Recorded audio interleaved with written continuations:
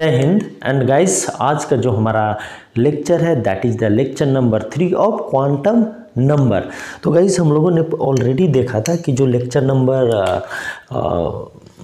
1 था उसमें हम लोगों ने कवर किया था बहुत ही डिटेल में what is that is the principal quantum number. तो जो बच्चे अभी तक नहीं देखे हैं तो प्लीज़ आप उस लेक्चर को देख सकते हैं। And then azimuthal quantum number हमने कवर किया था लेक्चर नंबर 2 में। क्लियर है। तो यहाँ पे हम लोगों ने बहुत ही डिटेल में ये दोनों जो क्वांटम नंबर थे उसके बारे में हम लोगों ने डिस्कस किया था। तो आज का जो हमारा जो लेक्चर है that is totally based on the magnetic quantum number that is indicated by m and the spin quantum number that is indicated by small s. Clear है। तो let's see what is the magnetic quantum number. मैं try कर रहा हूँ कि आपको बहुत ही simple way में और इस तरह से बताया जाए ताकि आपका कोई भी कॉन्सेप्ट कभी आपको बहुत इजी वे में रिमेंबर हो। क्लियर है ना। तो गाइज ये देखो मैग्नेटिक क्वांटम नंबर क्या है। तो हम लोगों ने देखा कि भाई जो ऑर्बिटल्स है अभी तक हम लोगों ने पढ़ रहा था कि उसका साइज क्या होगा एंड देन आफ्टर उसका शेप क्या होगा। बट यहाँ पे हम लोग ये पढ़ेंगे कि भाई जो ये ऑर्बिटल्स है उसका जो ओरिएंटेशन है वो कैसा होगा। क्लियर है। We are talking about the 3 dimensional space. Means for example आप ऐसे देख सकते हो this is the Y axis, this is the X axis, Y axis and this is the Z axis. Okay. So हम लोगों ने क्या देखा कि जो इलेक्ट्रॉन्स है वो 3 डायमेंशनल स्पेस में रिवॉल्व करते रहता है just because electrons having a wave nature. Clear है। और हम लोगों ने देखा है कि भाई जो मैक्सिमम जो प्रोबेबिलिटी है इलेक्ट्रॉन्स फाइंड करने का उस रीजन को हम क्या बोलते हैं, उस रीजन को हम बोलते हैं ऑर्बिटल्स। क्लियर है। तो अल्टीमेटली क्या हुआ कि भाई कहीं ना कहीं जब हम इलेक्ट्रॉन्स की बातें कर रहे हैं और इलेक्ट्रॉन्स कहाँ मिल रहा है, ऑर्बिटल्स में। तो वो जो रीजन है अब इलेक्ट्रॉन्स कहाँ पे रिवॉल्व कर रहा है, इलेक्ट्रॉन 3 डायमेंशनल स्पेस में रिवॉल्व कर रहा है। क्लियर है। तो क्लियर है। तो वो जो ऑर्बिटल्स में है या उसका जो प्रोबेबिलिटी है ऑर्बिटल्स का मिलने का तो क्या होगा, उसका भी 3 डायमेंशनल होगा। तो 3 डायमेंशनल होगा तो इसका कहने का मतलब यही है कि orientation it tells about the orientation of orbitals. इसका कहने का मतलब यही है कि भाई ये जो 3D डायमेंशनल स्पेस में जो ऑर्बिटल्स है उसका ओरिएंटेशन कैसे होगा। मीन्स कहने का मतलब कि मैं एक्स एक्सिस के तरफ ज़्यादा झुका हुआ हूँ या वाई एक्सिस के तरफ ज़्यादा झुका हुआ है, जेड एक्सिस के तरफ ज़्यादा झुका हुआ हूँ या like that. Okay. Orientation means आपका अरेंजमेंट। अगर हम z axis, Y axis and x axis की बातें करें तो आपका ओरिएंटेशन या मीन्स आपका जो अरेंजमेंट है वो किस तरफ ज़्यादा, किस डायरेक्शन में ज़्यादा है। क्लियर है। तो एक चीज़ तो ये हो गया। सेकेंड चीज़ हो गया जैसे अगर हम स्फेरिकल की बातें करें तो यहाँ पे है, लेकिन जैसे ही हम पी ऑर्बिटल्स की बातें करते हैं तो गाइस पी ऑर्बिटल्स में कितने और जो पी सबसेल होता है उसमें 3 ऑर्बिटल्स होते हैं। ठीक है। P X, P Y and P Z. अब यू ऑल नो बेटर कि जो पी का जो शेप होता है वो कैसा होता है, डम्बेल होता है। तो अगर हम एक्स की बातें करें तो लाइक दैट, अगर हम वाई की बातें कर रहे हैं तो लाइक दैट, अगर हम जेड की बातें कर रहे हैं तो लाइक दैट, इस तरह से। तो that is the arrangement. Clear है। तो आई थिंक ये कॉन्सेप्ट आपको क्लियर होगा। एंड सेकेंड वन जो मैग्नेटिक क्वांटम नंबर है वो हमें क्या बताता है गाइज, वो हमें बताता है नंबर ऑफ ऑर्बिटल्स। क्लियर है। तो आई थिंक ये आपको क्लियर होगा। तो चलो हम इसको कोरिलेट करके किससे देखते हैं, हम इसको कोरिलेट करके देखते हैं प्रिंसिपल क्वांटम नंबर से और अजीमुथल क्वांटम नंबर से। क्यों? क्योंकि मैंने ऑलरेडी बताया था कि जो स्क्रोनिंजर साहब का जो सॉल्यूशन है तो उसमें से जो 3 जो वेरिएबल है उस तीनों वेरिएबल को क्वांटम नंबर नेम दिया गया और तीनों वेरिएबल क्या थे, इन, एल और एम, और ये तीनों आपस में एक दूसरे से कोरिलेटेड हैं। तो गाइस इस जो मैग्नेटिक क्वांटम नंबर है या जो क्वांटम नंबर है उससे बहुत सारे क्वेश्चन कॉम्पिटिटिव एग्जामिनेशन में पूछे जाते हैं। क्लियर है ना। तो चलो अब हम इसको कोरिलेट करते हैं किससे, एन एल से, कि भाई एन एल से कैसे कोरिलेट करते हैं। तो एक जो जनरल इक्वेशन है एम कैलकुलेट करने का वो क्या होता है, ये होता है, इसका जो रेंज होता है less than equal to plus L and greater than equal to minus L. Clear है। अगर मैं बातें करता हूँ कि we have L equal to 2, it means what हो, इट मीन्स जो मैग्नेटिक क्वांटम नंबर होगा गाइज वो कितना होगा, -2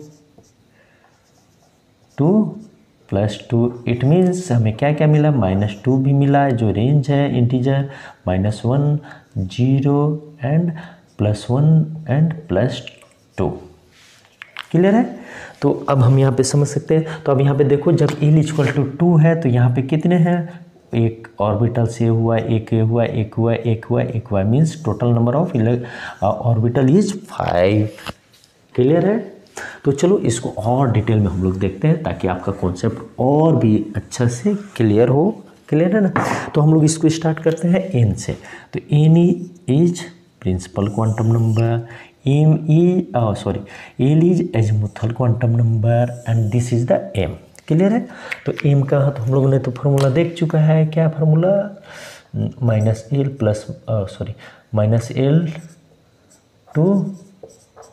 प्लस एल। क्लियर है। और यहाँ पे गाइस क्या होता है, L equal to 0 to n-1। Clear है। और यहाँ पे जो है, और यहाँ पे यहाँ का जो वैल्यू है एन का वैल्यू क्या नहीं होता है, एन का value not equal to 0। Clear है। तो अब यहाँ पे हम लोग देखते हैं, इसको कैलकुलेट करते हैं और इसको समझते हैं कि भाई ये जो मैग्नेटिक क्वांटम नंबर है वो नंबर ऑफ ऑर्बिटल्स कैसे बताता है, और अगर नंबर ऑफ ऑर्बिटल्स का संख्या बताता है तो कितना होगा। क्लियर है। तो चलो हम यहाँ पे देखते हैं। तो एन इक्वल टू नॉट 0, तो एन इक्वल टू जब 1 होगा तो एल इक्वल टू क्या होगा, यहाँ पे एन का वैल्यू 1 पुट करो तो देन 0 to 0 मीन्स 0। अगर इसका डेजिग्नेशन में जब हम बातें करते हैं तो इसको हम कैसे रिप्रेजेंट करते हैं, इसको हम रिप्रेजेंट करते हैं एस से। क्लियर है। तो अब यहाँ पे देखो, अगर मैं जब एस का वैल्यू यहाँ पे पुट करूँ इस फॉर्मूला में, एल का जो वैल्यू है यहाँ पे पुट करूँ तो माइनस यहाँ पे क्या हो जाएगा, -0 m2 + 0 मीन्स 0। क्लियर है। तो यहाँ पे देखो, तो अब यहाँ पे एक कॉन्सेप्ट क्या निकल कर आया कि कौन सा क्वांटम नंबर है जिसका वैल्यू 0 हो सकता है। तो हमें क्या क्या मिला, हमें मिला L and another is the M. Clear है। अब गाइज यहाँ पे अगर मैं एल इक्वल टू 2 की बातें करूँ तो यहाँ पे आप पुट करो तो यहाँ पे तो क्या क्या वैल्यू आएंगे, अगर मैं 1 यहाँ पे 2 पुट करता हूँ तो क्या क्या आएंगे, करोगे तो 0 एंड देन 1। ओके। एंड इसका एब्रिविएशन क्या होगा गाइज, एस, एंड इसका एब्रिविएशन क्या होगा गाइज, पी। क्लियर है। अब यहाँ पे देखो एस का वैल्यू जब आप यहाँ पे पुट करोगे तो 0 to 0 तो मीन्स 0। अब यहाँ पे जब हम 1 पुट करते हैं तो यहाँ पे क्या आएगा गाइज, तो यहाँ पे देखो -1 to -1, 0 एंड +1। क्लियर है। मीन्स ये हमें ये क्या इंडिकेट कर रहा है, ये हमें इंडिकेट कर रहा है पी सबसेल। क्लियर है। तो ऐसा खैर ऐसा शेप नहीं होता है। तो अगर हम इसके एस इक्वल टू 0 पे इसका हम अगर ऑर्बिटल की बात करते हैं तो 1, यहाँ पे कितने आए 1 2 3, तो यहाँ पे कितने हो गए guys 3। This is not actual shape of orbital. Okay. अगर हम इसी तरह अगर बातें करें n इक्वल टू 3 पे तो यहाँ पे क्या आएंगे, यहाँ पे आएंगे 0। आप पुट करके देखो वैल्यू इसमें, तो यहाँ पे 0, यहाँ पे 1 and this one is the 2। अब यहाँ पे guys S P D. Clear है। अब यहाँ पे आप देखो कि जब एस है तो यहाँ पे क्या वैल्यू होंगे 0। अब यहाँ पे क्या आएंगे, अगर 1 है तो यहाँ पे क्या होंगे -1 2 0 2 +1। और यहाँ पे अगर जब मैं 2 पुट करूँ तो क्या आएंगे, तो -2 -1 0 +1 +2। क्लियर है। तो अब यहाँ पे हम देख सकते हैं कि इसमें कितने हैं, यहाँ पे 1 हो गया, इसके लिए 1 हो गया, p के लिए 3 है 1 2 3। अब यहाँ पे 5 2 3 4 and this one is the 5। Clear है।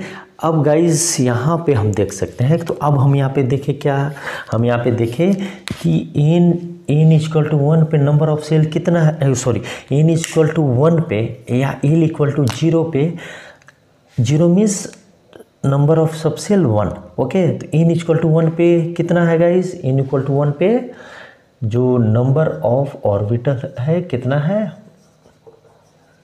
1। क्लियर है। अब जब n इक्वल टू 2 है, n इक्वल टू 2 है तो नंबर ऑफ ऑर्बिटल कितना है, ये जो, तो 1 यहाँ पे देखो 1 2 3 4। क्लियर है। और जब n इक्वल टू 3 है गाइस तो कितना हुआ, 1 2 3 4 5 6 7 8 9। क्लियर है। तो अब यहाँ से हमें क्या एक कॉन्सेप्ट मिला कि if you want to find the value of number of orbitals then it will equal to n square। तो प्लीज़ आप इसे नोट डाउन कर ले। तो अब यहाँ पे देखो n इक्वल टू 1 रख रहे हैं तो कितना 1 आ रहा है, n इक्वल टू 2 रख रहे हैं तो कितना आ रहा है 4 आ रहा है, n इक्वल टू 3 रख रहे हैं तो गाइस कितना आ रहा है 9 आ रहा है। तो means number of orbital in a shell equal to in a shell equal to कितना आ रहा है n स्क्वायर। क्लियर है।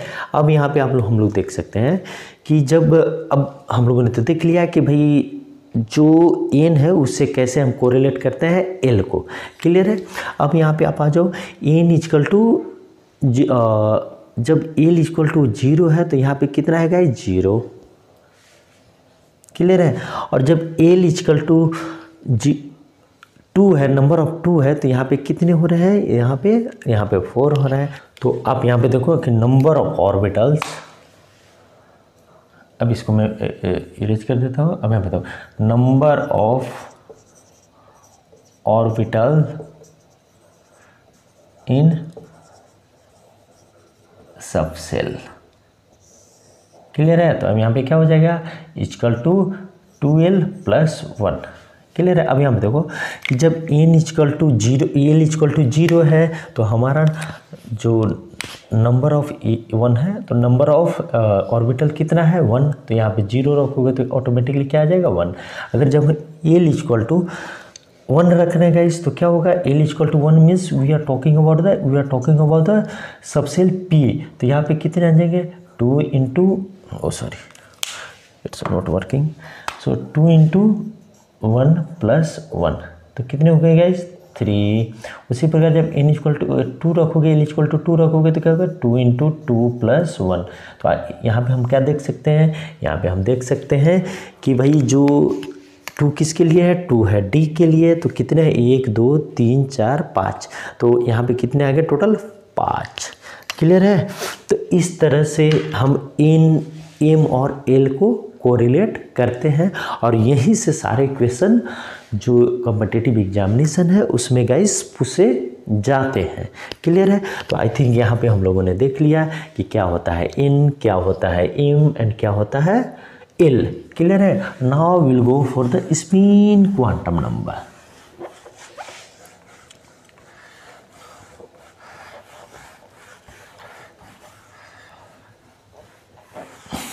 अब यहाँ पे देख लो कि भाई स्पिन क्वांटम नंबर क्या होता है, जो इलेक्ट्रॉन है।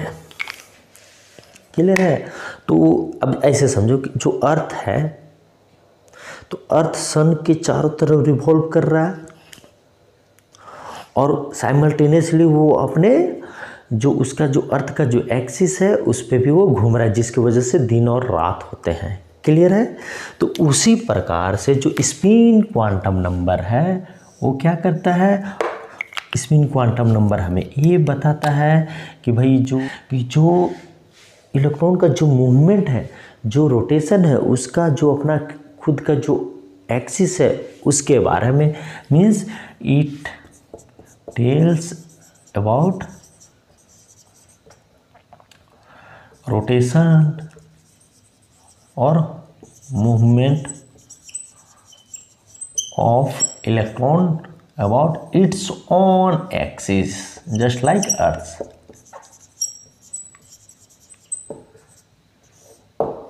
क्लियर है? तो सर इसका वहाँ पे क्या काम है आप तो बोलोगे। तो गाइस इसी के लिए बोला गया कि अगर हम एक ऑर्बिटल की बात करते हैं, will discuss after about principle, and then we will also study in next class policy exclusion principle। Clear है?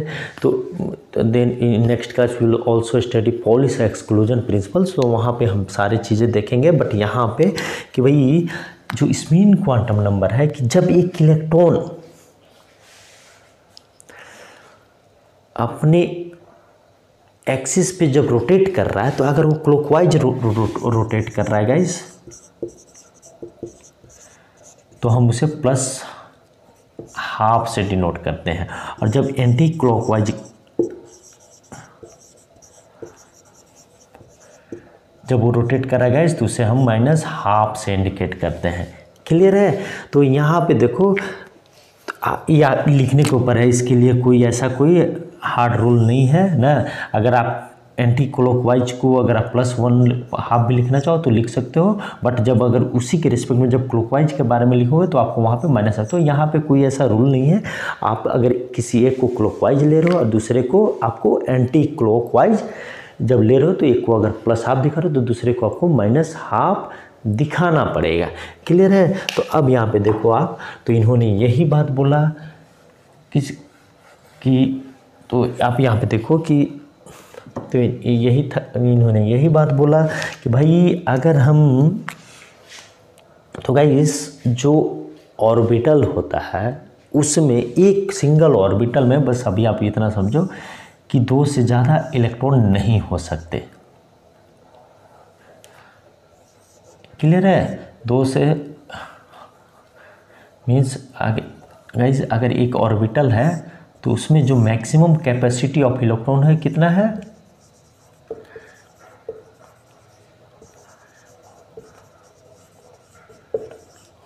इलेक्ट्रॉन कितने होंगे गाइस, =2।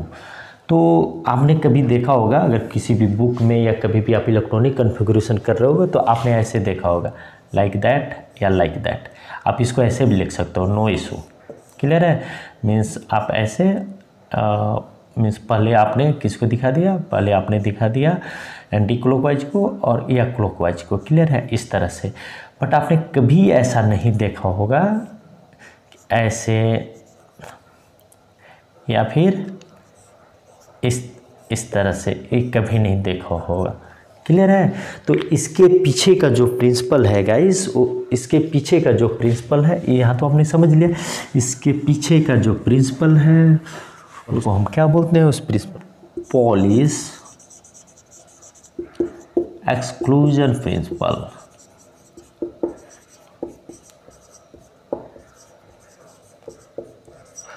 ये यही बताता है, इस बस सिंपल से बात यही बोलता है कि अगर 2 इलेक्ट्रॉन है, 2 इलेक्ट्रॉन्स है, उनके जो 4 क्वांटम नंबर हैं N L M and S, वो 4 बराबर नहीं हो सकते, 3 बराबर हो सकते हैं, बट चौथा सेम नहीं होगा।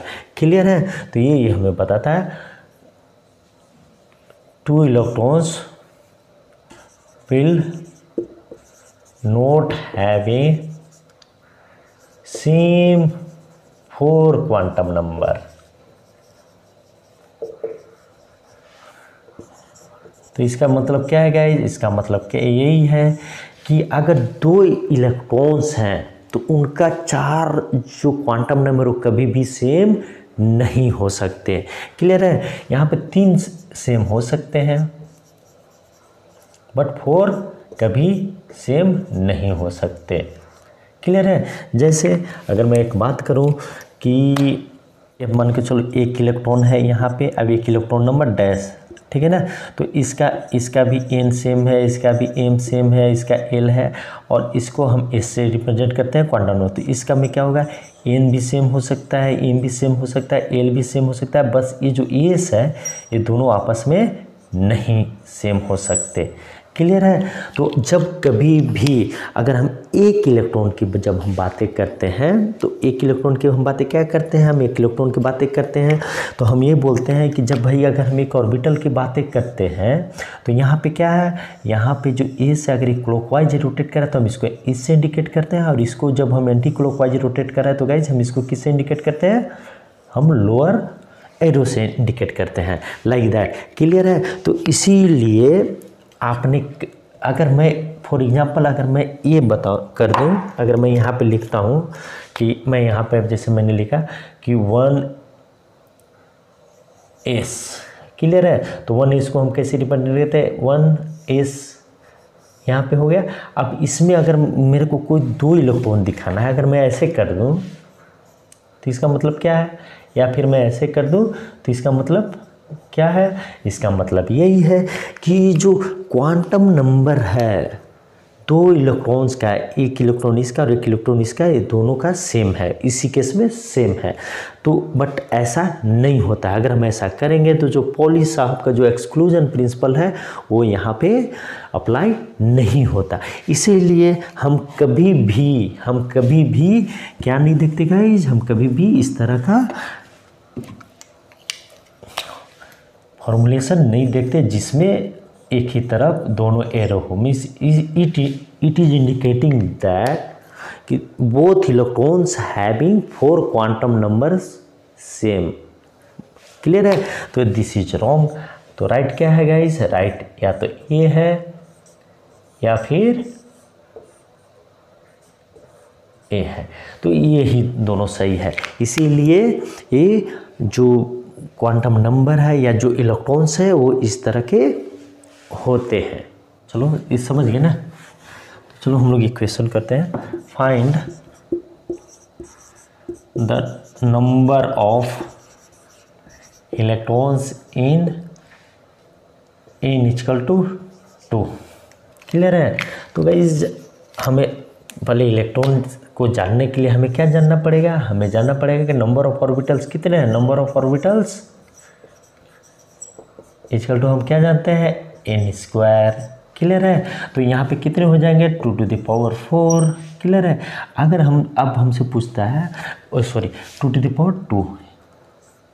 It means 4। अगर हमसे कोई पूछता है कि find the number of electron, तो हम जानते हैं कि एक ऑर्बिटल में मैक्सिमम इलेक्ट्रॉन कितने होंगे, 2। तो यहाँ पे हमारे कितने ऑर्बिटल हैं, 4। तो हमारे लिए फॉर्मूला क्या हो गया, यहाँ पे 2 × 4 = 8 इलेक्ट्रॉन्स। क्लियर है?